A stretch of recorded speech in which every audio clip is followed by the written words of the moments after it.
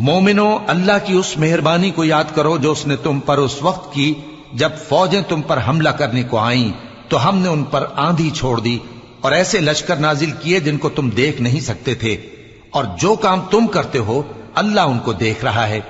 جب وہ لوگ تمہارے اوپر اور نیچے کی طرف سے تم پر چڑھ آئے اور جب تمہاری آنکھیں پھر گئیں اور دل مارے دہشت کے گلوں تک پہنچ گئے اور تم اللہ کی نسبت طرح طرح کے گمان کرنے لگے، اس موقع پر مومن آزمائے گئے اور سختی سے ہلا ہلا دیے گئے، اور جب منافق اور وہ لوگ جن کے دلوں میں بیماری تھی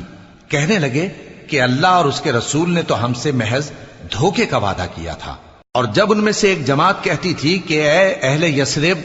یہاں تمہارے ٹھہرنے کا مقام نہیں تو لوٹ چلو، اور ایک گروہ ان میں سے پیغمبر سے اجازت مانگنے اور کہنے لگا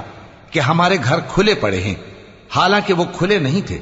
وہ تو صرف بھاگنا چاہتے تھے۔